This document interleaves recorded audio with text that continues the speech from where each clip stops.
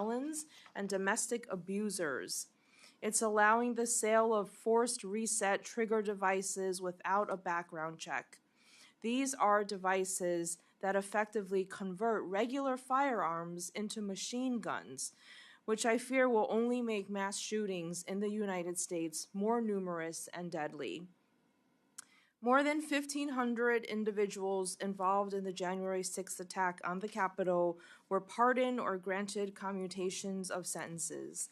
The president's new appointee as pardon attorney, Ed Martin, previously raised money to help defend some of the most violent of these individuals, people who assaulted police officers. Some of the pardoned January 6 defendants have subsequently been arrested, charged, or sentenced for other crimes.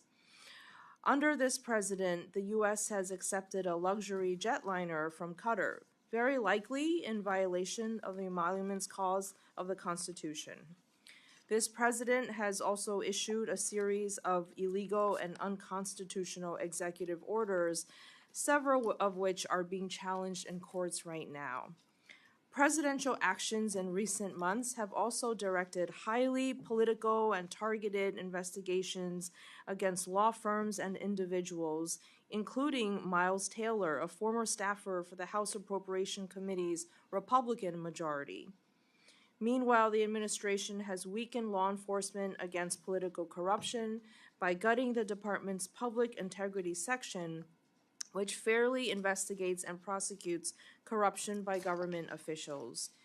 It has dismantled Task Force Klepto-Capture, which was started after Russia's 2022 invasion of Ukraine, to enforce sanctions and target oligarchs close to the Kremlin. It has also ended the FBI's Foreign Influence Task Force, which was created to defend against foreign influence operations targeting U.S. institutions. Furthermore, dozens of experienced career federal prosecutors, litigators, and FBI leaders have been fired or forced out since the start of this administration, including James Dennehy, the highly respected leader of the FBI's New York field office. I'm really concerned about what is happening in the Department of Justice, especially based on the department's fiscal year 2026 budget request. The proposed budget weakens the country's efforts to fight crime and keep Americans safe. The proposal reduces funding for the FBI, despite the heroism of agents like those in Minnesota who aided in the recent capture of the deranged man accused of killing a state representative and nearly killing another.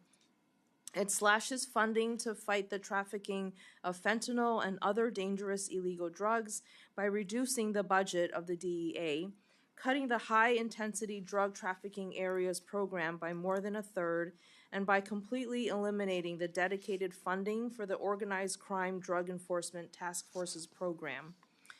The administration also proposes a cut of more than 25% to the ATF, which will further weaken the government's ability to fight illegal gun trafficking. This budget proposal also puts further pressure on state and local budgets at a time of great economic uncertainty. The proposal cuts by more than $800 million funding to grants to local and state law enforcement for fighting and reducing crime, including a cut of more than $37 million to burn justice assistance formula grants that help our local law enforcement in every single state. I'm also concerned about the huge cuts to grants aimed at preventing and prosecuting violence against women, such as STOP grants and sexual assault services grants. The administration also proposes eliminating 3 valuable programs aimed at fighting and preventing hate crimes at the same time that the FBI is reporting that hate crimes are at historic highs. The administration's budget would completely eliminate the Community Relations Service, which was created by the Civil Rights Act of 1964 to prevent and resolve conflicts in American communities. These actions and this budget proposal simply don't demonstrate a commitment to the rule of law and equal rights for all Americans. I look forward to discussing these important issues at today's hearing. Thank you for being here, and thank you, Mr. Chairman, and I yield back. We have in attendance the ranking member of the full committee, Ms. DeLauro, whom I now recognize. Thank you very much.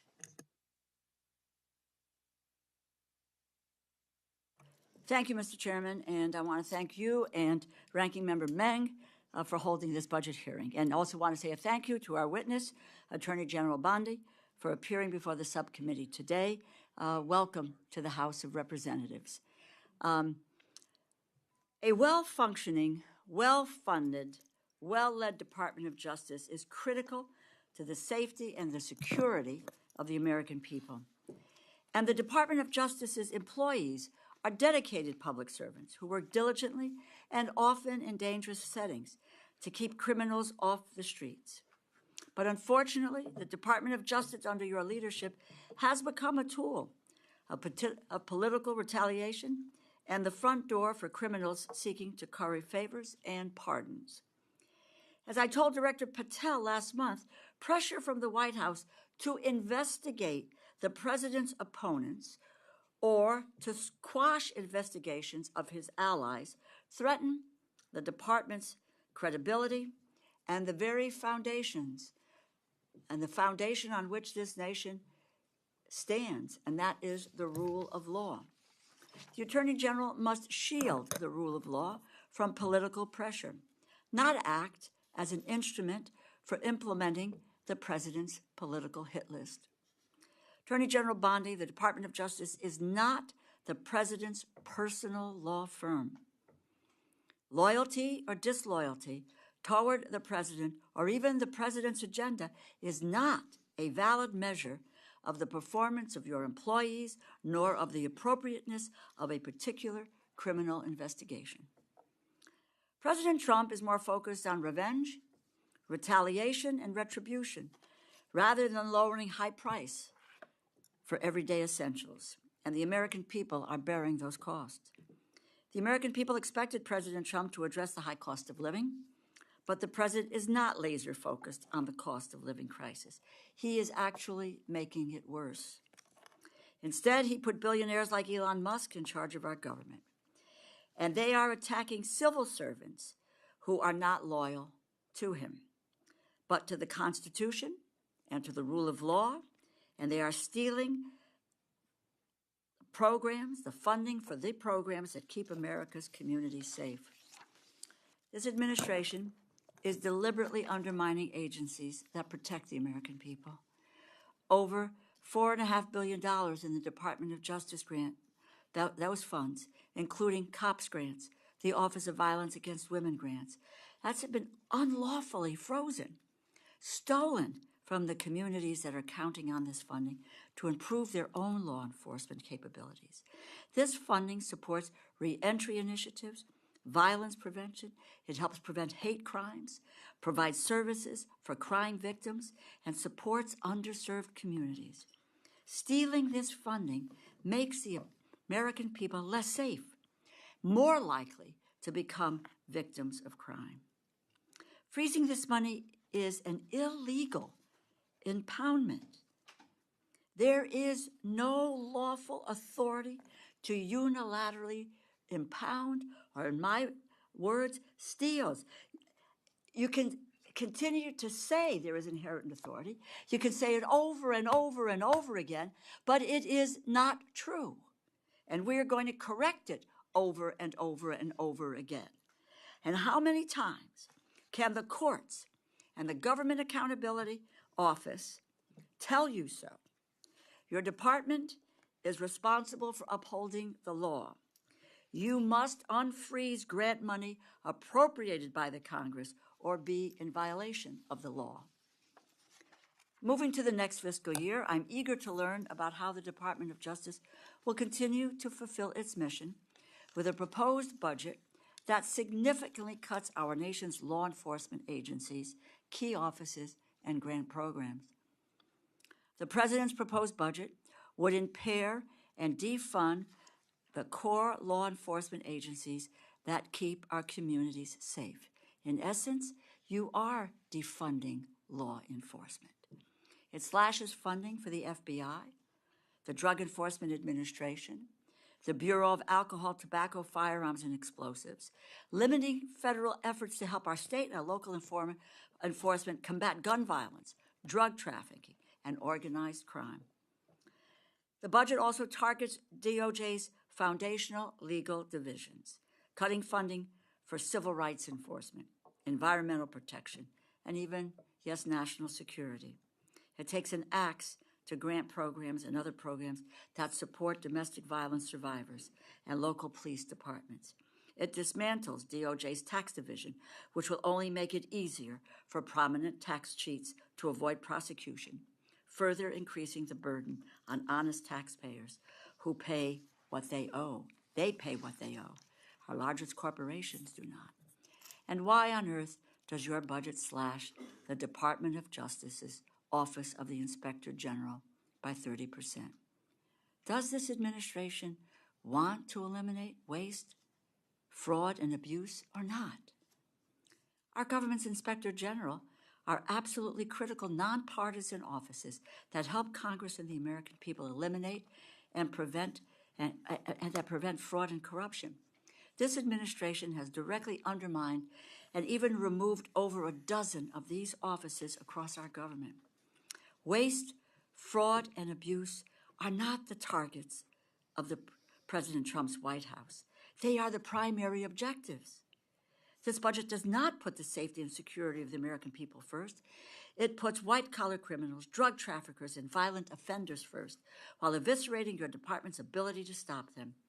The Department of Justice exists to uphold the rule of law. The American people deserve assurance that everyone will be treated equally under the law. Instead, this administration breaks the law with reckless abandon. President Trump, like every other American, must follow the law. Russ Vought must follow the law. Secretaries Noem and Kennedy and McMahon must follow the law. And we must understand why your department is complicit in law-breaking from the highest office. I yield back. We want to say congratulations to the Attorney General on her selection to this very important post. But she brings a great record from her home state of Florida in her earlier part of her life. So we're proud of you, and we welcome you to the subcommittee. And you're now recognized for an opening statement, which will be entered into the record. Thank you, Chairman. Good afternoon, Chairman Rogers, Member DeLauro, and Ranking Member Meng, and distinguished members of the subcommittee. I'm honored to appear before you today to present the President's fiscal year 2026 budget for the Department of Justice. I look forward to working with all of you to ensure continued support for the Department and our many critical missions. President Trump's fiscal year 2026 budget proposal totals $34 billion for the Department of Justice. That money will support federal law enforcement as well as our state, local, and tribal law enforcement partners. My primary objective as Attorney General is to return the department to its core mission of keeping Americans safe and vigorously enforcing the law. This budget will allow us to continue doing just that. Since January 20th, we have dismantled deadly fentanyl networks across our country. We prosecuted MS-13 and TDA members using terrorism and RICO charges. We've seized thousands of illegal guns from cartels and extradited key cartel leaders into U.S. prisons. Last month, the FBI arrested 205 child predators in a single operation, and the DEA executed the largest fentanyl bust in the history across 4 states. We have also surged FBI resources to investigate thousands of violent crimes committed against American Indian and Alaskan Native people. These are just a few examples of what we've achieved thus far. The budget will allow us to continue doing our crucial work. We've also led the charge to enforce our immigration laws, rebuild our immigration system after 4 years of chaos, help secure our nation's borders, moreover. We must guarantee that our laws allow us to process, hold, and remove those who enter our country illegally. Our U.S. attorneys continue to effectively work with law enforcement at all levels to investigate and prosecute the increasing volume of immigrant-related criminal offenses. Additionally, the President and I have established and reinvigorated 3 task forces to enforce the administration's priorities. The Homeland Security Task Force is enhancing federal and state law enforcement cooperation to destroy criminal cartels, foreign gangs, and transnational criminal organizations throughout our country. Joint Task Force Alpha will continue to specifically target the human trafficking and human smuggling networks that took root while our border was wide open. And Joint Task Force Vulcan will continue successful efforts to arrest and prosecute members of TDA and MS-13. We are also committed to making America safe again by reducing recidivism. The Bureau of Prisons has suffered mismanagement, lack of funding, and low morale. Throughout my confirmation process, BOP came up in every single meeting, regardless of the senator's party. The President's budget proposal will address critical staffing shortages, enhance staff retention, and deliver positive changes to a system that has long needed improvements. The resources made available through President Trump's proposal will also empower the department to continue fighting our war on fentanyl. Since January 2025, the DEA has already seized 41.5 million fentanyl pills and 4,470 kilos of fentanyl powder. It's a historic rate, but it's not enough. We won't rest until this poison is off our streets. And finally, the 2026 budget continues my commitment to find savings in the department, reduce inefficiencies, and deliver value to the American taxpayer. In fiscal year 2026, the department will merge components that will work in overlapping areas and make our law enforcement and grant-making efforts more effective. We will emerge from this work as a leaner organization, better equipped to keep the American people safe. Chairman Rogers, Ranking Member DeLauro, Ranking Member Mang, it is my pleasure to highlight our efforts to be good stewards of these resources. I am working diligently to restore confidence and integrity to the department and each of these components. Thank you for your continued support of the department's financial needs and for the opportunity to present our budget request. I also would ask all of us now to pray for our troops in Qatar. Amen. I look forward to working with you, and I'm now happy to take any questions you might have. We will proceed under the 5-minute rule, and I will yield myself the first 5 minutes. As you know, Madam Attorney General, rural America, many parts of the country, including my district, continue to suffer from the lethal effects of illicit drug use and overdose deaths. How does your 26 budget propose to address drug crimes such as trafficking and the influx? What are you doing differently than in the past? Chairman, what we are doing, we are focusing all of our law enforcement agencies on getting these drugs off of our streets. Since I was a state AG, I focused on the opioid crisis. I focused with all of our agencies working hand in hand on the drug crisis. Securing our borders, I believe, was the first step. We will continue to do that. On May 22nd, I believe, Chairman, we announced the success of Operation Raptor, the FBI-led DOJ operation that targeted fentanyl trafficking on the dark web. That's become a huge problem. You know, with added technology now, we have seen drug trafficking increased not only across our borders, not only through the mail, but also on the web. And that's something I believe that we can all work together on. I believe that crosses party lines. That's something that we all need to work together on.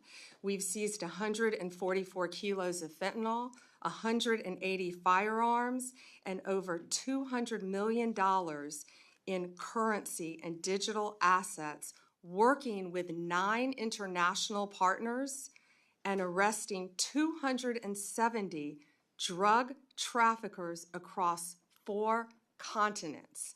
And that was all because of Operation Raptor. On May 6th, we executed the biggest fentanyl bust in DEA's history.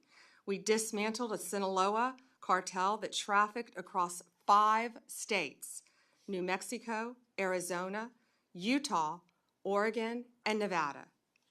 We seized 412 kilos of fentanyl pills, 11.5 kilos of fentanyl powder, and 49 illegal firearms. We arrested 16 accused drug traffickers. These cartels, these gangs, are so organized that they insulate their leaders. The leader of this particular cartel was living in Oregon, yet none of the drugs were with him. This was incredible police work by all of our agencies, federal agencies, working hand in hand to track them down. I met in conference rooms. We had charts, and I would invite any of you members on both sides of the aisle to come in and see these investigations of what we are trying to do to get these drugs off our streets.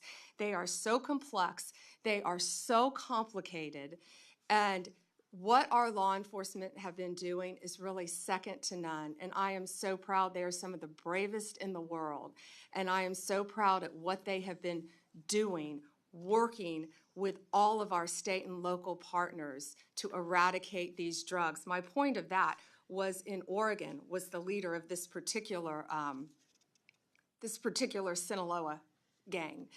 And again, he insulated himself, but we were able to catch him thanks to great police work, and we will continue to do that. Well, congratulations. Thank you. And thanks for the invitation. I hope we can take you up on that.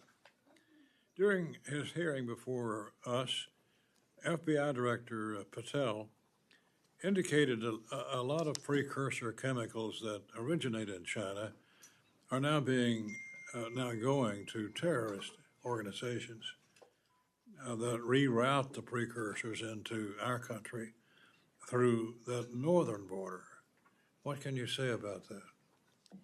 Yes, Chairman, that's accurate. You know, I've been fighting this fentanyl epidemic since I was a state AG, when it really first came on the market.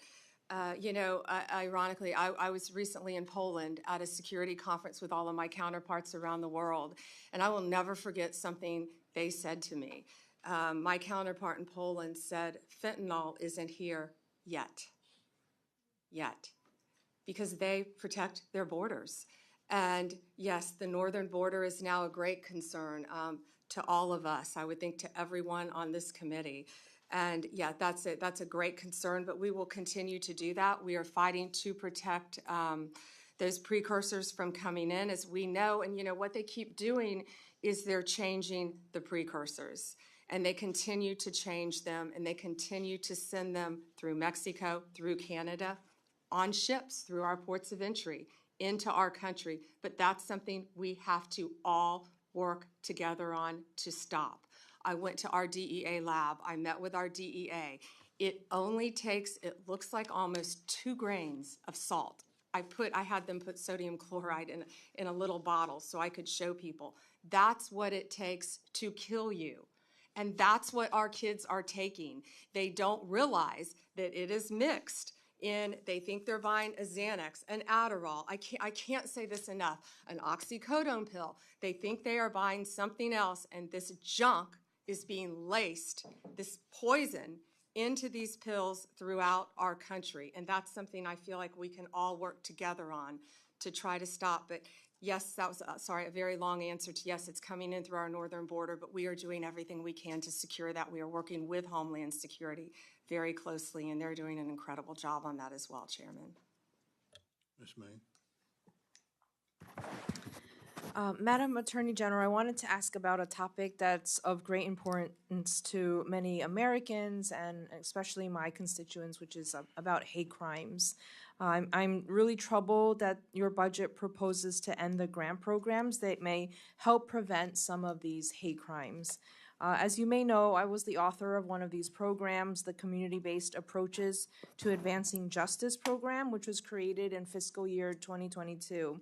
This program supported local groups working to increase hate crimes reporting, give community members resources in languages other than English, and to improve relationships between local law enforcement and the community. It was a direct response to the rise in hate crimes targeting Asian Americans during the COVID-19 pandemic. You may recall in March 2021, 6 women of Asian descent were tragically murdered in Atlanta, Georgia. My Hate Crimes Act passed through Congress in May of that year with bipartisan support, including from several of my colleagues on the other side of the dais. For years, I've been hearing from constituents about how scared they felt and have been hearing from members of these communities as well as experts who've told me that one of the best ways to combat hate in this country is to fund prevention programs. So not just prosecution, but also prevention. I have a letter here that hate crime survivors and family members wrote to you in May, expressing their strongest concerns about the termination of these grants. Signed by people like family members of Emmett Till, James Byrd Jr., Matthew Shepard, and survivors of the Pittsburgh synagogue shooting. I ask unanimous consent to enter into the hearing record this letter from these survivors and family members to Attorney General Bondi regarding the termination of hate crimes related grant programs.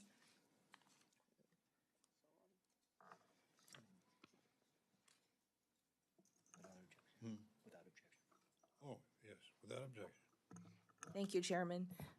Attorney General Bondi, I absolutely share your support for our law enforcement and for the prosecution of hate crimes in a just way, but we must combat all forms of hate on all fronts, bringing together law enforcement and community leaders and members of the public. And these grant programs have helped many communities do exactly this. So I just wanted to ask and hear from you why there is a proposal to eliminate the 3 largest sources of DOJ funding for hate crime prevention programs. Yeah, and Ranking Member, can you list those 3 for me again? And I'm sorry, I have not received your letter yet, but I would welcome working with you on any issue regarding hate crimes in the Asian American community, in any community. I welcome working with you on that. Okay, yeah, I would love to. And this letter was sent May 15th, and we'll make sure that you and your team have received it.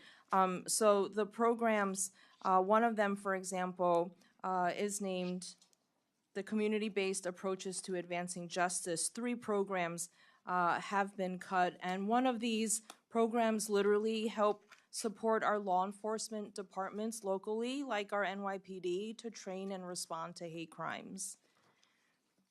Let me see. So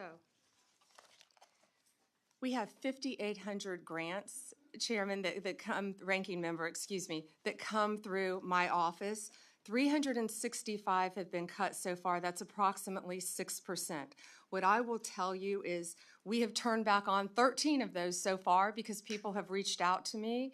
If you want to reach out and talk to me directly, I will give you my cell phone. I would love to sit down with you and see if we can work that out. I'm sorry, I'm not familiar with those 3 directly. But again, we will, if you have on either side of the aisle any grants that you believe should be back on, I would love to meet with you and work with you on that. We're doing that on a case-by-case basis, and law enforcement is my top priority, especially hate crimes, violence against women, everything I've done my entire career as a prosecutor. I think we have a former prosecutor in the room too, and I look forward to working with you on this and seeing what we can do to help you. Great, we'd love to work together, and we will flag all the programs that have been impacted, including those that directly support our local law enforcement like NYPD.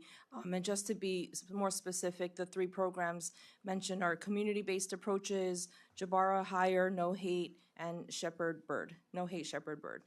Thank you so much. Thank you. Mr. Gonzalez. Thank you, Chairman, and thank you, Attorney General, for being here today. You know, when the DOJ submitted their budget, the United States was a nation at peace, and now we're a nation at war.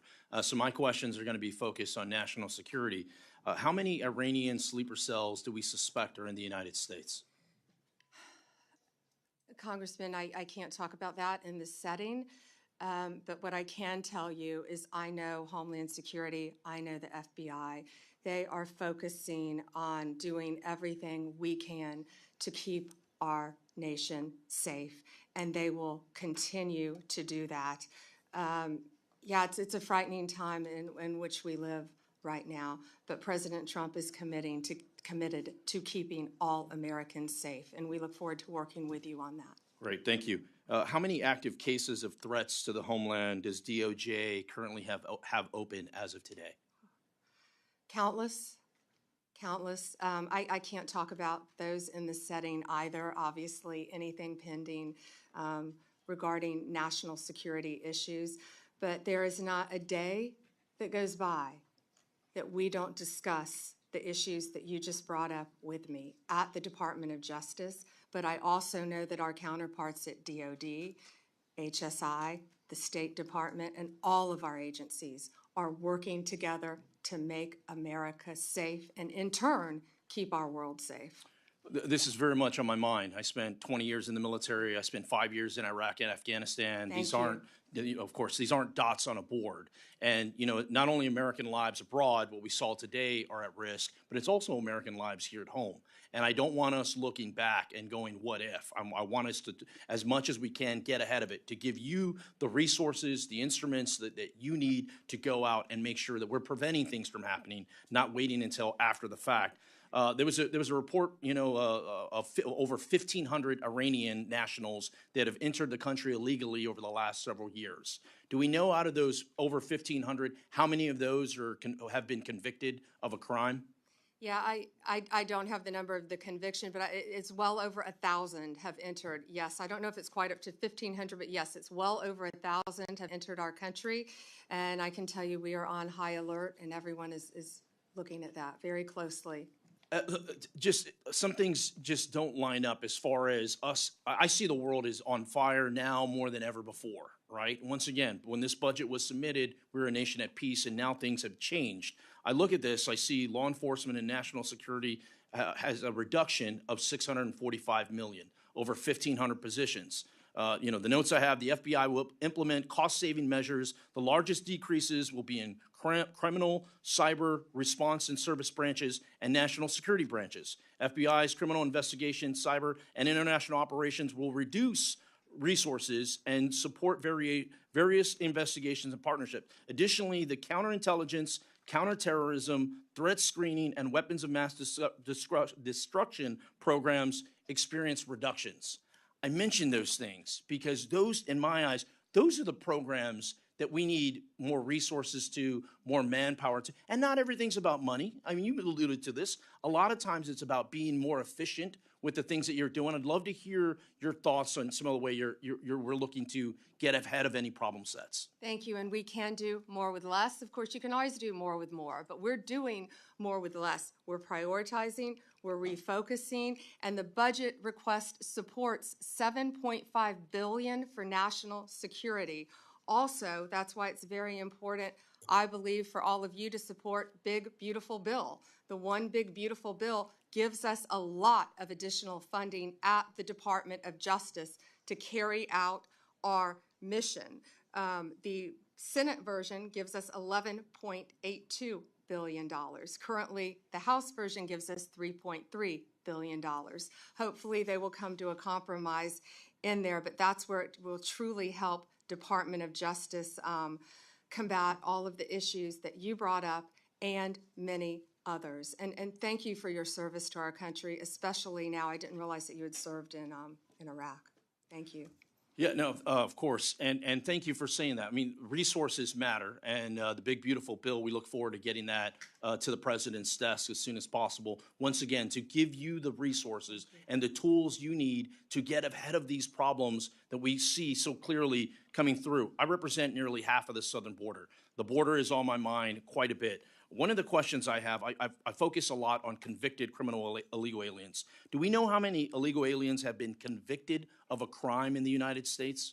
Yeah, I can get you those specific numbers. I don't know, but many. I can tell you our prosecutors are indicting and charging illegal aliens constantly, violent crimes, rapes, thefts, many crimes throughout this country. And yes, our borders were wide open. And Congressman, back in September, I went to our border at Yuma, Arizona, not in Texas, but in Yuma.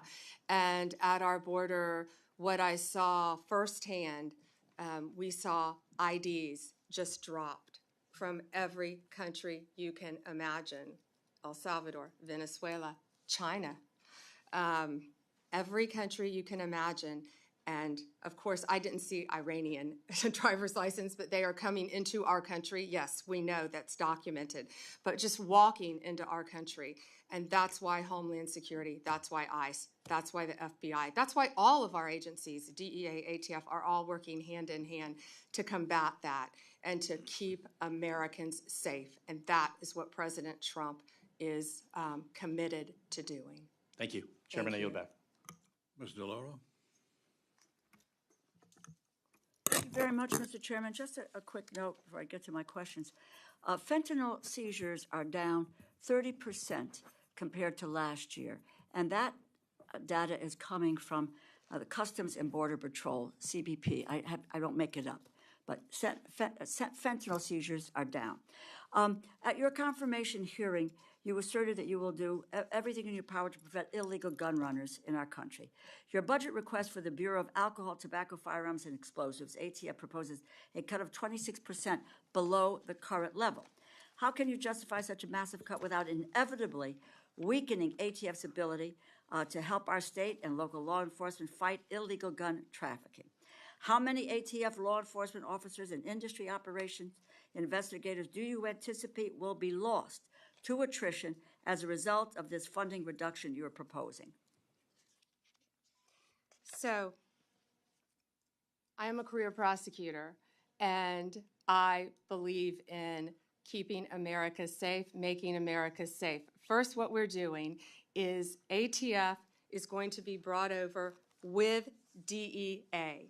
Everyone knows, everyone sitting up here, guns and drugs go together.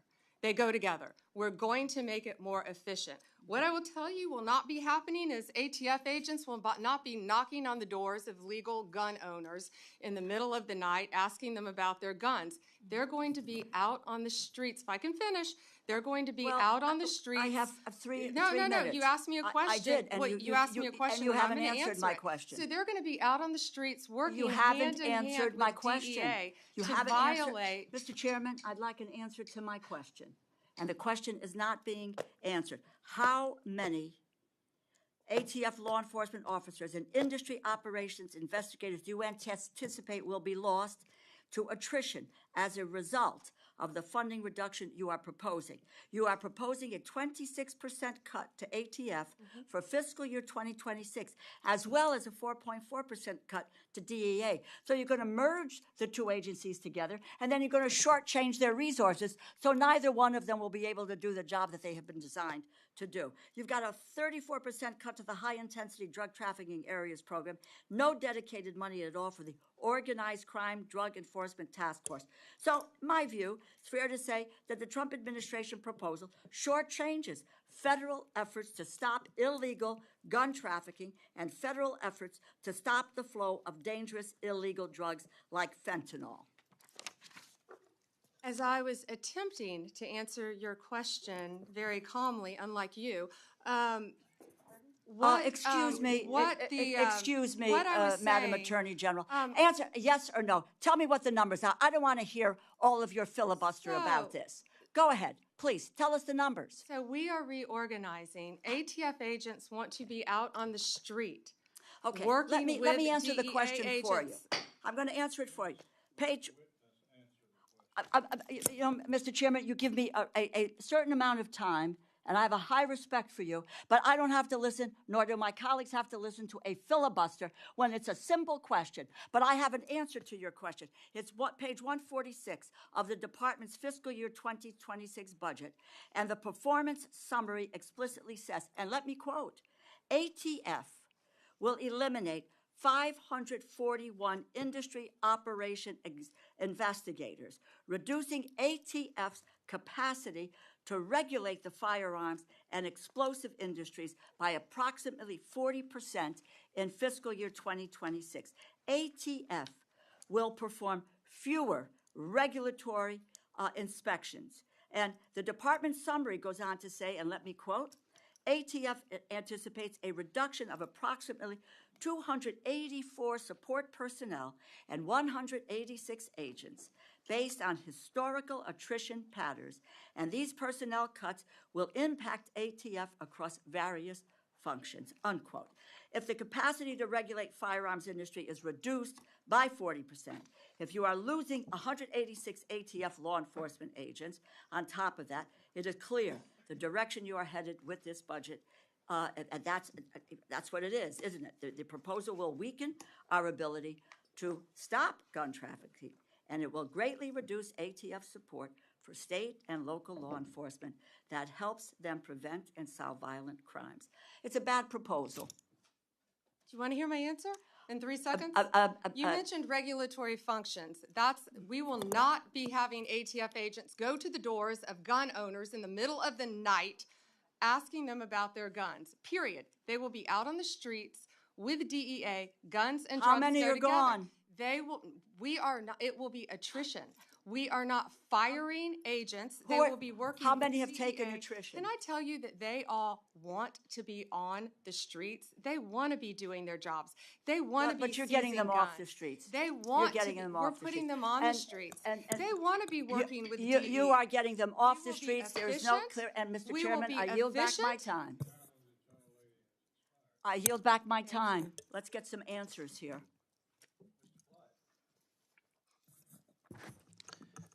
Thank you, Mr. Chairman, and thank you, Attorney General Bondi, for being here today. You are, in my mind, a breath of fresh air to our Department of Justice. Thank you. So thank you for your dedication to the Constitution and for equal justice under the law. I am sorely impressed with your experience and how you handled the Department of Justice so far. As we all know, under the Biden-Harris administration, the Department of Justice, FBI, and ATF were dangerously weaponized to target President Trump and everyday Americans, tactics more fitting of an authoritarian regime than a constitutional republic. From politically persecuting President Trump, then President Biden's chief political rival, to going after pro-life advocates like Mark Houck, the actions of the Attorney General Garland, Director Wray, and the DOJ leadership were unacceptable and unconstitutional, in my opinion. That's why I was very encouraged to see the President's FY26 budget commit to ending the weaponization within the Department of Justice and the FBI. And so, can you elaborate for me, how has the Trump administration's DOJ shifted away from politically motivated investigations and refocused on its core mission, prosecuting the most dangerous criminals? And you mentioned that a little bit in your opening remarks. So if you can focus on the moving away part, I'd appreciate it. Yeah, thank you, Congressman Clyde, and thank you for that. And also, our budget includes $1.2 billion and 2,444 agents for ATF. And those agents will be on the street with DEA. And thank you for letting me answer that question. Yes, ma'am. And we are prioritizing resources addressing illegal firearms and traffickers, and we will reduce unnecessary regulatory efforts, including what I just said about the weaponization. That's how ATF, I believe, was weaponized in the prior administration. Also, they were arresting peaceful protesters, the Biden administration, at abortion facilities. No longer. They targeted Catholics at church services. No longer. No longer will parents be arrested at school board meetings because they care about their children. That has ended under this department. That's why Donald Trump won the popular vote and the Electoral College by overwhelming margins. He made that crystal clear, and that's what's happening now in our country. That weaponization has ended. These ATF agents will be on the street fighting drugs. I have been a career prosecutor. ATF has taken thousands of guns off the streets since January 20th. working hand in hand with DEA. Drugs and guns go together. Core function, no more targeting and weaponizing our citizens by any of the agencies. Thank you. Thank you for that Congressman. commitment. Thank you. I was delighted to see that the Department of Justice's fiscal year 26 budget also included a dedicated fund for a firearm rights restoration initiative. Can you describe this initiative a little bit and any other steps that your department is taking to restore the Second Amendment rights to Americans who are unlawfully or unjustly stripped of them by prior administrations? Can you talk about that a little bit, please? Yes, Congressman, and that is the pardon power, of course, falls with the president, and he has been doing many pardons on that topic, and he will continue to do that, I am certain. Also, one other thing about ATF is our seizure of firearms is up 33% from this time last year. Thank you. Wanted to add that. Thank you. Thank you. I was going to ask you about the merger of DEA and the ATF, and kind of, if you'd elaborate on that. You've talked a little bit about it already. The one thing that I think is very important is that the ATF and federal firearms licensees work together, because truly FFLs are the front line when it comes to illegal purchases and just the information that is out there, and we can help each other as long as we have a good relationship with each other. And during the last administration, it was a terrifying relationship. I mean, you had the zero tolerance against federal firearms licenses. I'm sorry, we're all human. Everybody makes mistakes, okay? And they're not intentional, they're just mistakes. And when you can lose your livelihood and you can lose your business and your employees can lose their jobs over simple mistakes, that's a real problem, especially when, if you think about federal firearms licensees, they're the pathway to the Second Amendment of the Constitution. They enable individual participation in the protection of liberty. I mean, that's what federal firearms licensees do. So I think it's really important to have that critical relationship between ATF and the federal firearms licensees. And, when the inspectors, when the ATF went from the Treasury to the Department of Justice, and the inspection side of it, when the IOIs, when they were, industry operations inspectors, when they became industry operations investigators, okay? You investigate crime, you really inspect records. That was concerning to me. So my thought was maybe we could move the IOIs to the Department of Commerce, but just would get your thought on that. Yeah, and Congressman, that's the first time I've heard about that. I would love to meet with you and learn more Great. about that. I look but forward thank to you it. for asking about the ATF-DEA merger. In the world in which we live, bureaucracy has been around for a very long time. And just because things have been done one way for decades and decades doesn't mean that is the most efficient way to do them in the future. And that, I'm a career prosecutor. I care about ATF. I went to ATF's memorial service. We are doing everything we can to put those ATF agents on the street where they want to be. Anyone in modern day history, the years of prohibition are over. ATF, they want to be on the street. They want to be working hand in hand with DEA. That's what they do. No redundancy, no repeat of investigations. They are going to be working together, and that's what this reorganization does. And they're all going to be, it's going to be a great marriage between those two agencies. They're working hand in hand on task forces already. Now they will be working under one umbrella, and it's going to be great for our country. Thank you very much. Thank I you. yield back. It's expired. Mr. Ivey? Thank you, Mr. Chairman. I wanted to follow up on what Congressman Gonzalez raised with you with respect to the new environment that we're in now with the essentially a war with Iran.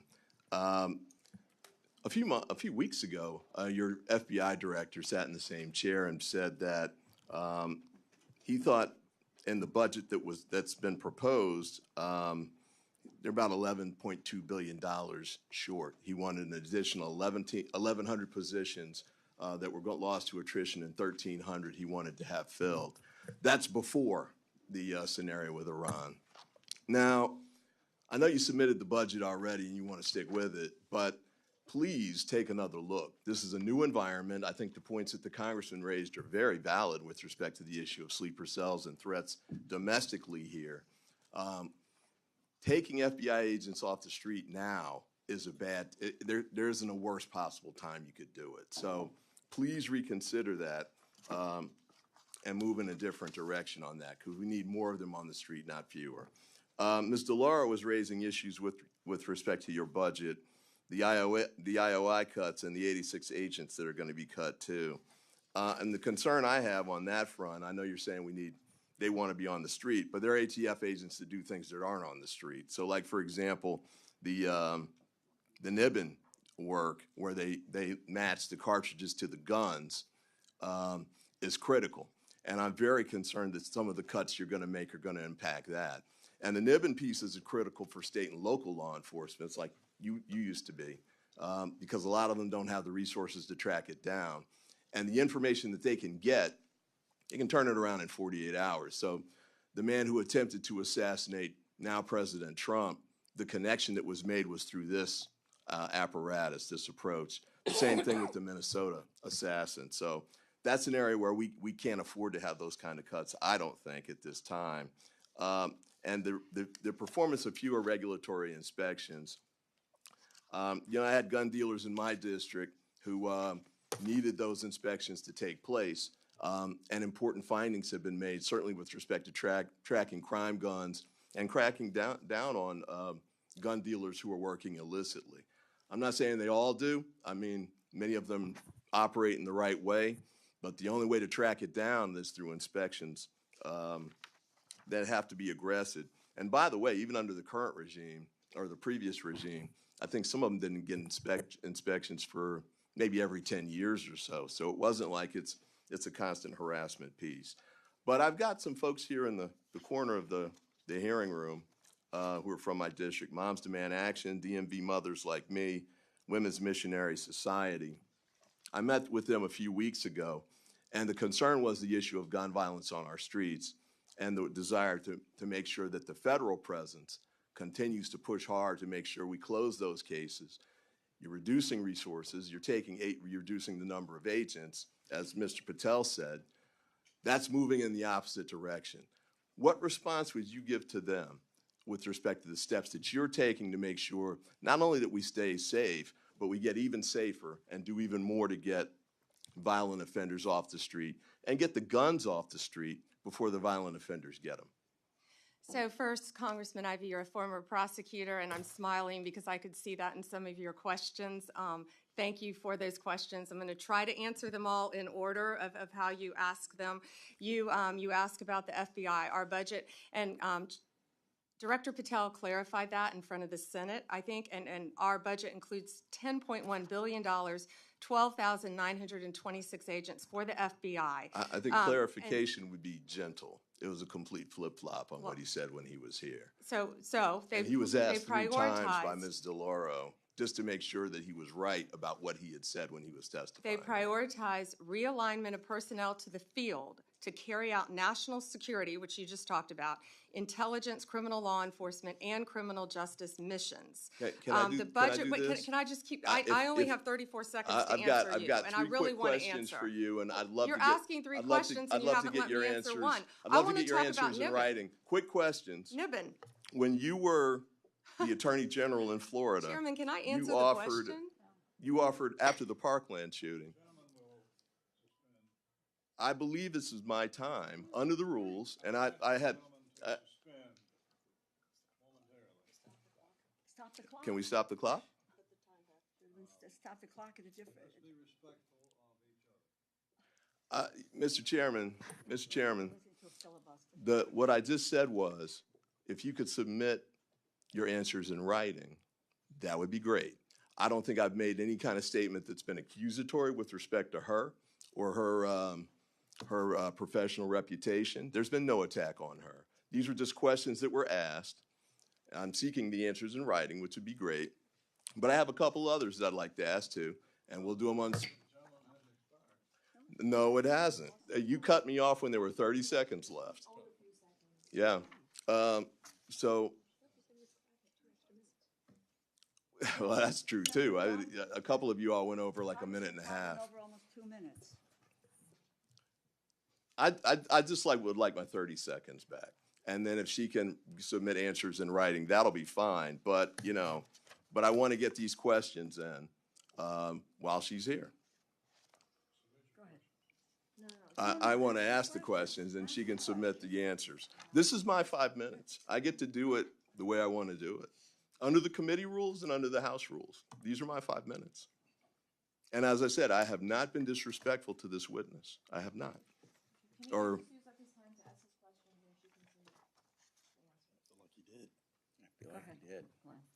okay. When you were the Attorney General in Florida, after the Parkland shooting, my understanding is you moved to ban gun sales to people under 21. Is that a position that you would take now as the Attorney General? I have a bill, HR 2368, which does something like that. I would be interested in if you'd be willing to co-sponsor or support that bill. You also moved to enact red flag laws, allowing a judge temporarily to confiscate weapons when he or she viewed that the person was at risk of hurting himself or someone else. Is that a position you would continue to support now? And the last one is ghost guns. Ghost guns, I don't think you took a position on it back when you were the AG in Florida, but we've had 2 bills come through here in the Congress, all Democratic co-sponsors. I think there's no argument that ghost guns have any, appropriate use on the street. They only help criminals avoid prosecution. Would you support a legislative ban on ghost guns? And with that, I yield back.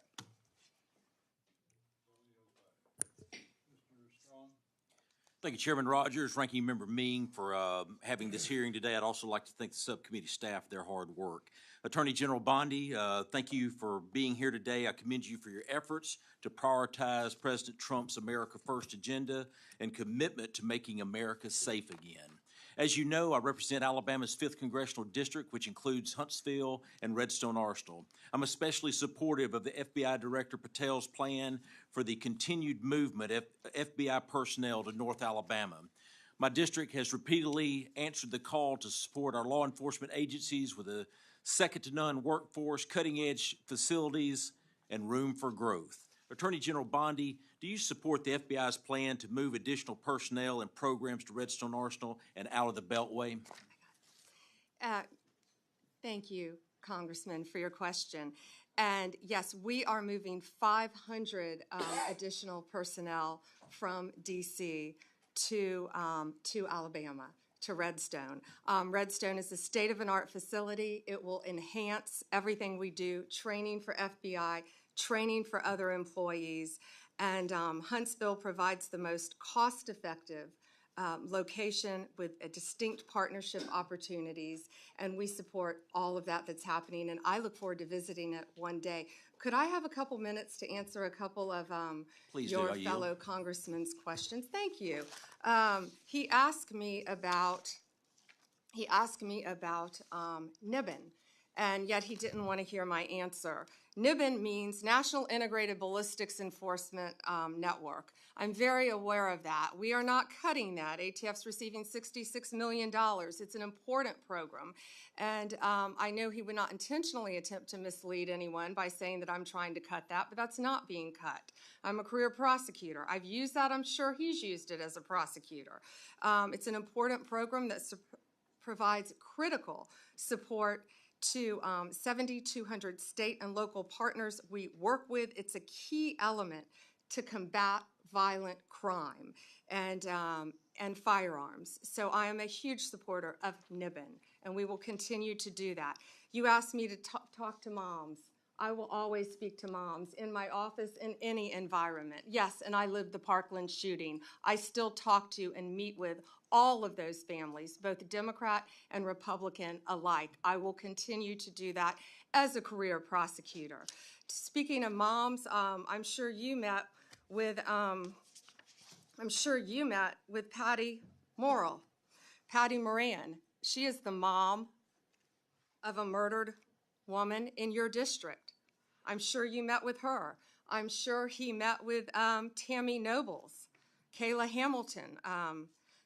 That was her daughter who got murdered. So yes, I'm willing to meet with any mom from any side of the aisle. And thank you, Congressman, for letting me discuss that. Would the gentleman yield? I want to move my questions. In my district, we have the FBI, the ATF, DHS working together to address bombing incidents and use of explosives. The FBI's Hazardous Device School and Terrorist Explosive Device Analytics Center, affectionately known as TDAC, the ATF's National Center for Explosives Training and Research, and the U.S. Bomb Data Center are all located at Redstone Arsenal. As mentioned, ATF's National Center for Explosives and Training Research is a world-class facility located at Redstone. The center provides remarkable training facilities and specializes in life-saving explosives and arsons training. Can you discuss how merging the ATF with the DEA will streamline their activities while ensuring their critical and unique capabilities are maintained? Yes, absolutely. And yes, the National Center for Explosive Training and Research at Redstone, it's pretty remarkable what they do. They oversee the canine operations, I believe, as well as the criminal profiling, the explosives, the arson investigations, and I look forward to working with you. I look forward to visiting that. I really want to go to that facility. There are no cuts planned for that. And that's where ATF and DEA, again, can partner together. The drugs and the guns go together. Those agents will be working hand in hand. The bureaucracy at the top will be gone. There will be no redundancy. They will be working hand in hand at that facility and many others throughout our country. Thank you. Mr. Attorney General, I just want to thank you how you represent yourself and you represent this country. It's a hard task what you have to do. You represent Democrats, Republicans, but what you have done in these first 5 months have reestablished the American people's belief in what the DOJ is to do for the American people. Mr. Chairman, I yield back. Amen. Chairman yields back. Mr. Morelli? Thank you, Mr. Chairman, and Ranking Member Meng for holding this important hearing, and thank you, Attorney General Bondi, for appearing before us today. Madam Attorney General, I serve in addition to the Appropriations Committee as a ranking member of the Committee on House Administration. I sent you a letter last week along with my Republican counterpart, Chairman Brian Stile, requesting an increase in federal prosecutory resources to address threats against members of Congress, particularly in light of what happened last week in Minnesota, that tragedy. In 2024, the U.S. Capitol Police identified and received nearly 9,500 concerning statements or threats against members. Federal prosecutors have only secured 8 convictions so far, and the heightened threat environment demands an all-hands-on-deck approach. Will you commit to assigning an assistant U.S. attorney or a special assistant U.S. attorney in each of the 94 federal districts to, at least on a part-time basis, investigate and prosecute threats against members of Congress? So thank you for bringing that up, and I take that very seriously. Not only what happened in Minnesota was horrible. I've spoken to Keith Ellison. I've spoken to Amy Klobuchar about that. It's horrible. We are involved in that. The FBI was involved. Our U.S. attorneys are involved. Many of these are district to district. So the way we're doing that is, I will tell you, my National Security Division is involved in all of those and assisting in those. We meet every single morning and we discuss that. But many of those, Minnesota, will be handled in the state in which it happened. Another one is Governor. I'm sorry if I can keep going. I'm sorry. Sure. I don't mean Quickly, to. though. I filibuster. Governor Shapiro and what happened in Pennsylvania with Governor Shapiro. I've spoken to Governor Shapiro. We are working hand in hand, our U.S. attorney with the district attorney there, hand in hand, just like in Minnesota. I made sure our U.S. attorney and our district attorneys there were working hand in hand. Political party doesn't matter when something like this happens. And I also want to make sure all members of Congress are safe as well. Okay, and I would reiterate, Chairman Stile and I think Chairman Stile and I agree that at least a part-time in each of the 94 districts would be appropriate. Let me change topics for just a moment. I'm really quick on that. Yes, we're doing that through our National Security Division, so I think that's already in the works, and I would be glad to meet with you in a secure facility to talk about that. Very good, thank you. Continuing, in addition to my role here, the committee that I serve on as an authorizer oversees Capitol security as well as federal elections, so I'm closely following the aftermath of January 6th. Recently, several defendants who received presidential pardons related to that day are now arguing in court that the pardon covers crimes like, for instance, illegal firearm possession discovered in a search of an individual's home in California months after January 6th. What's your position on whether the pardons cover these separate offenses? The pardon power rests with the president, not the Department of Justice, and some of that is pending litigation, and I cannot discuss pending litigation. Well, I'm not asking you about who has the right to a pardon. I think as the Department of Justice in February wrote, the pardon is an act of grace which removes the punishment from a crime a person has committed. It further said, in its effect, the granting of a pardon is in no sense the overturning of a judgment of conviction. It is an executive action that mitigates or sets aside punishment. So as the chief law enforcement officer, what's your opinion, not the president's power of whether he can offer a pardon? That's pretty clear in the Constitution. But for crimes committed unrelated to January 6th, would you suggest that the pardons would cover activities or crimes potentially committed outside of that by the same person? Well, I don't know if you're referring to Joe Biden pardoning his son after he said he would not pardon Hunter Biden, or the No, I actually commutation referred of to January 6th. I'm sorry. all the sentences that the people that were on death row. I've met with those families. No, all of those sentences were commuted. I'm not going to comment on pardons on either side of the aisle.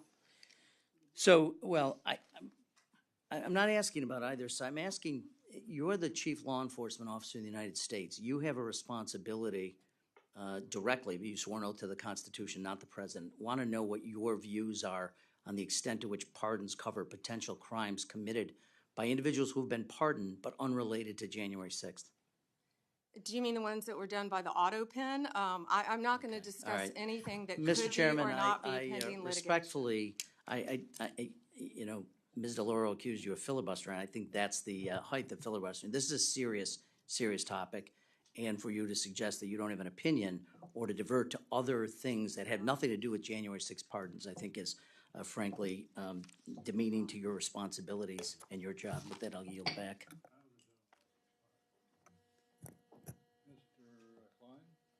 Thank you, Mr. Chairman. Attorney General, thank you for being here today. You know, when I am home in my district talking to my constituents, they are concerned about their safety. They are concerned about the safety of their communities, the safety of their neighborhoods. And as we have spoken many times under your leadership, the DOJ has taken decisive steps to restore the rule of law, to tackle violent crime, and to hold both foreign and domestic bad actors accountable. I read your opening statement, and I just wanted to give you an opportunity to go back again and talk about, in light of 4 years of open borders, the drugs that are coming in, the sex trafficking, the human trafficking, the gangs that have moved in, the terrorism that has infiltrated the United States, the sleeper cells that may or may not be present in this country, the political prosecutions that we saw over the 4 years of the Biden administration, the fact that we are restoring integrity to the office and the rule of law. Can you restate for my constituents how the actions of the Department of Justice and your agencies are keeping them safe? Thank you, Congressman. And we have also been working hand in hand on a task force with your governor, with Governor Youngkin. And we started a task force with Governor Youngkin, and that's something that we would like to take to every single state, both Democrat and Republican. And that's how we've been able to fight these gangs, these transnational cartels, these organizations, these criminal organizations. And it was really remarkable. One of the top members of TDA was living 20 minutes from where we're sitting right now in Virginia, and working hand in hand, regardless of political party, with state and local law enforcement officers throughout the state of Virginia. We were able to dismantle a major gang, and there are so many gang members, and he was another one who was living there. I think when he was arrested, he had multiple, and ATF was involved in that, multiple guns when he was arrested, but he did not have any of the drugs on him. He had insulated himself because he was one of the leaders of the criminal organization. And so these task force working together with the state of Virginia have been remarkable. So that's one way to break it down, what we've done. And we're just so proud of the partnership that we've had with your state, dismantling the gangs, the guns, the drugs, and we'll continue to do that. And when you have that partnership, you can get a lot done. You can get so much done. Secure a safer community for the people living there. When you have sanctuary states like California and who are preventing you from actually getting in there and actually getting the gangs off the streets, getting the drugs and the human trafficking off the streets, that hurts the people of those states.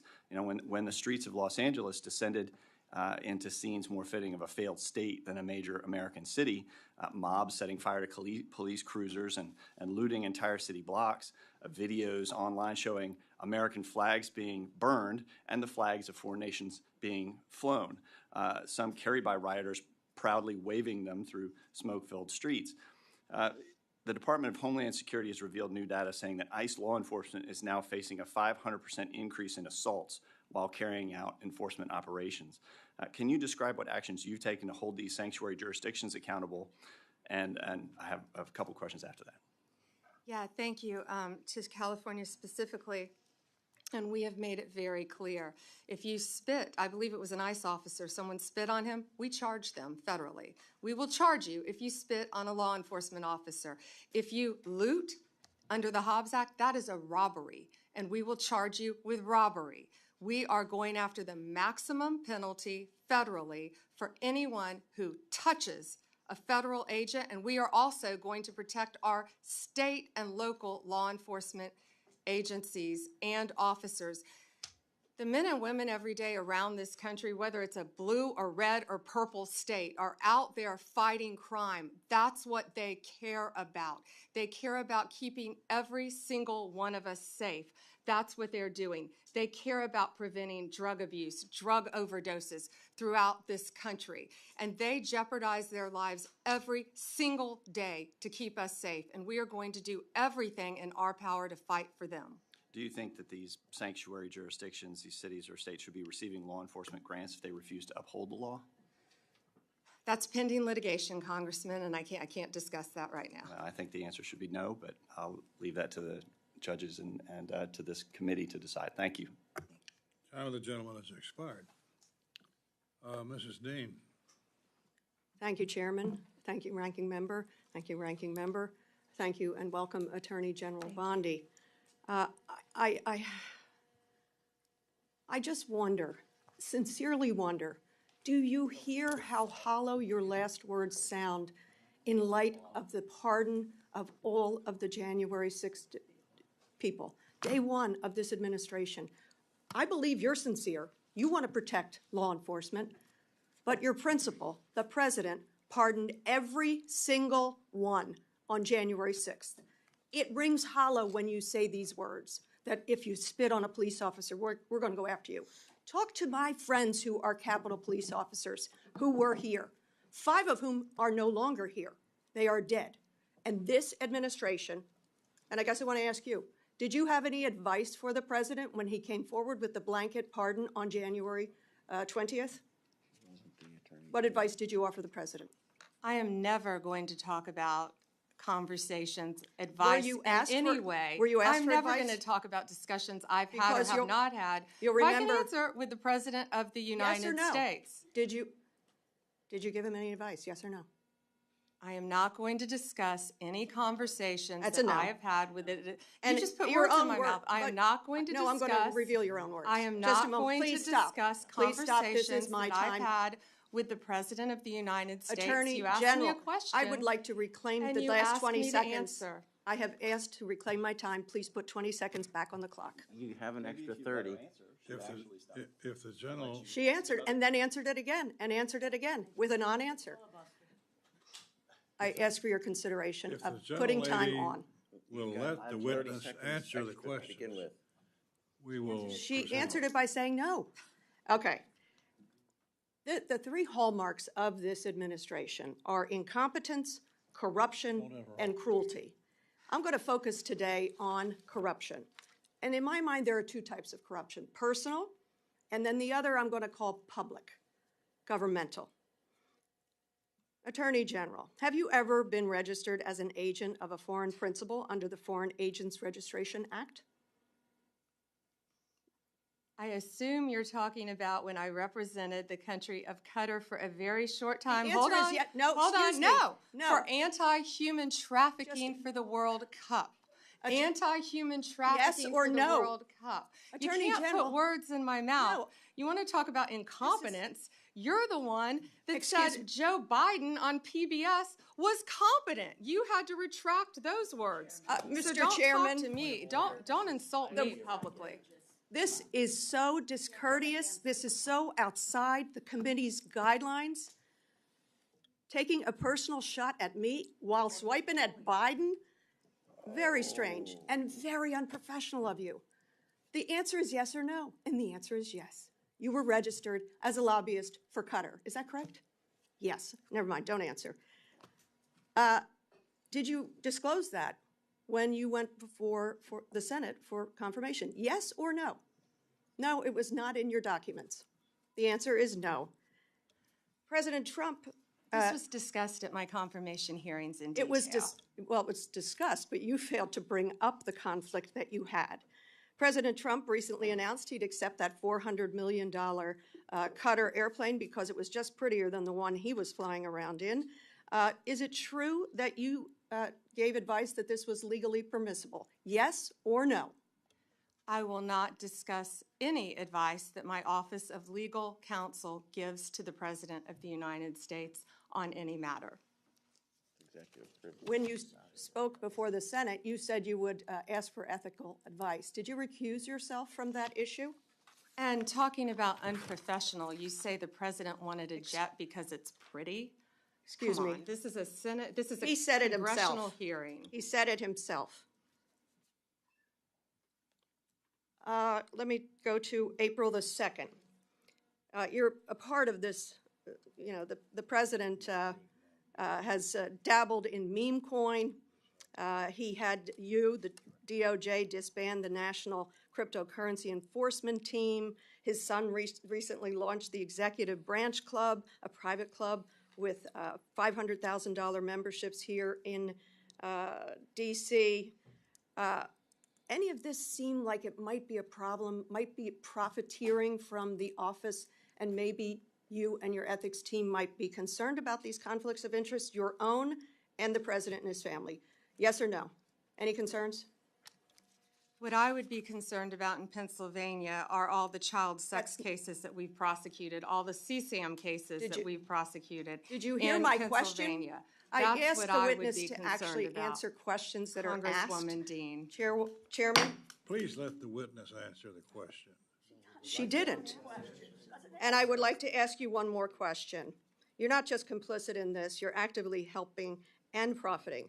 Isn't it true that on April the 2nd, the same day that Trump announced his chaotic tariff regime that plummeted the stock market, you sold more than $1 million worth of your shares in Trump Media stock? Trump Media stock fell 13% in the following days. Seems you avoided that loss. Well done. I yield back. May I answer that, Chairman? I complied with my ethics, and yeah, I would take a class in financial literacy if you think I profited from that, because I lost a tremendous amount of money. Congresswoman, and also on page 25 of my SJ2, it lists my involvement with Qatar for anti-human trafficking for the World Cup. Thank you. Mr. Moore. Thank you, Mr. Chairman, and thank you for holding the hearing. Thank you, Attorney General Bondi, for being here. You just mentioned this previously, and obviously, as you're aware, about the recently uncovered information about the FBI's egregious, politically motivated anti-Catholic field memo, which was disseminated to more than 1,000 employees. The Biden administration claimed that this memo only was circulated at the Richmond field office. It's now clear that this memo went much beyond just that one field office. This was a memo that suggested that Catholics, based on their theological beliefs and practices, were radical and that their traditional parishes were vectors for extremism. The FBI went so far as to infiltrate and spy on Sunday masses. So, Attorney General Bondi, I'm grateful for your efforts to combat anti-Christian bias, including the task force you recently stood up. It's clear from both the original leaked memo and the additional documentation that has been released that extremist Southern Poverty Law Center was the basis for this anti-Catholic bigotry coming from the FBI. Will you commit to not use the Southern Poverty Law Center to determine who is a hate group? Committed to working with you on that, Congressman, and thank you for bringing that up about, yeah, that was horrible what happened to Catholics and that memo. It didn't just happen to Catholics, of course. It happened to parents at school boards. It happened to people who were peacefully protesting at abortion clinics. That's the end of weaponization under the Trump administration. Well, thank you for that, Attorney General Bondi. What additional resources can this committee provide to further execute your efforts to eradicate anti-Christian bias in the federal government? Yeah, we're committed to working with you. Our Civil Rights Division, led by Harmeet Dillon, is doing an incredible job working on those issues and many more. Our Civil Rights Division, I met with her this morning. I talk to them almost daily, and they are working to protect people of all religions. And, you know, especially now, I'm actually surprised that hasn't come up yet this morning, but in light of everything happening with Israel, all of the anti-Semitic things that have been happening around our country. I went to the crime scene here in D.C. of 2 young people who were leaving a Jewish museum and were gunned down simply because of their religion. It was horrific. It was horrific. And then in Boulder, Colorado, when a Holocaust survivor was firebombed, lit on fire because she was Jewish. And so it's not only Catholics, it's every religion. And even mosques that were slow-walked under the Biden administration and not allowed to open. We will protect every religion in this country. Well, thank you for your commitment to that, and I truly appreciate it, and I think everybody of faith in the United States appreciates that.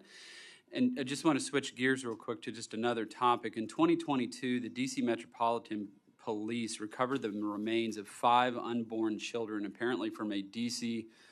abortion mill, which appeared to be the victims, these 5 remains that were found, victims of a brutal partial birth abortions. As you know, Congress passed a bipartisan law outlawing this gruesome practice in the early 2000s. Public reporting suggests that the President Biden's DOJ directed the D.C. Chief Medical Examiner to destroy the remains of the children without performing an autopsy, which the CME appears not to have done yet. General Bondi, will you commit to working with me and this committee to conduct a full and fair investigation into the deaths of these children to ensure justice is served for the DC-5? Yeah, and Congressman, that is a ongoing investigation and pending, so I cannot discuss that in this forum. But on a collateral matter, the woman who retrieved those 5 fetuses was convicted, and she was pardoned by President Trump. And they were basically unborn babies, is what is alleged in the, but I can't discuss it any further. All right, thank you, Mr. Chairman, and thank you, Attorney General Bondi. I yield back. Mr. Merlin. Thank you, Chairman. Thank you, Ranking Member. Attorney General, thank you for joining us today. Our law enforcement officers, first responders, and local safety agencies are the backbone of our communities. In Northwest Indiana, I've worked hard to bring critical federal grant dollars home, funds that directly support the brave men and women who protect us every day. Unfortunately, funding for 2025 has been rescinded, weakening our public safety framework and making our neighborhoods less safe. I firsthand have a positive impact in securing dollars and investments for Gary, Indiana, East Chicago, Lake County, and Michigan City that were force multipliers that were technology such as license plate readers and the COPS grant. I'm asking you today, what can we do to ensure that those funds are going to continue to flow to my district? And in light of the HIDA, I'm in Northwest Indiana, Gary, Indiana. We are a HIDA district where we have the Chicago traffic. That's vitally important to my district. I just need commitments that that funding will continue to be going forward and that our agencies will have that support. Congressman, thank you for bringing that up. I'm well aware of the HIDA. I believe that's in Maryville. Is that correct? You are correct. And yes, that funding will remain where it is. We do not intend on touching that funding. We want to protect HIDA. Very good. So in light of the escalation with Iran, part of our cybersecurity and our infrastructure when it comes to our electric grid, our banking systems, that is a new threat. Does this budget reflect increasing our cybersecurity protections, and how is the Department of Justice going to protect our infrastructure when it comes to bad actors such as Iran coming directly at our infrastructure in a cyber attack? Yeah, we have $50 million for cybersecurity, and also in the one big with an M, 50 million. 50 million, Okay. yeah, but also in the one big beautiful bill, it is also addressed to give us more resources. And you know, it's not only Can I Iran, ask- as you well know, it's China as well. But Right. yes, I wholeheartedly agree with you. In the Congress. reconciliation, tomato, in the reconciliation bill, can you tell me what more resources are going to go towards cybersecurity? Because I was under the impression that was decreased. Can I get you? I will get you those numbers. Okay. Yes. I want to do everything I can to help you protect cybersecurity, all of us in this country, not only again with Iran, but also with China and all of our foreign adversaries around the world. Okay. And then just a question of curiosity that I have. Director Patel was here a couple of weeks ago, and we talked about the emails that went to the FBI agents, meaning, please tell us what you did at the end of the week. Give us 5 reasons why you did. At first, Director Patel said that that didn't exist. Then he specifically said, well, that came from the Department of Justice to the FBI agents. And his words, I told them not to fulfill that obligation. How do you manage that if you give a directive to your director of FBI and he chooses not to fulfill that? And where did that information go? So when someone from the FBI, an agent, fulfilled that obligation of giving you the information of what they were working on, where did that data go and how is it secured?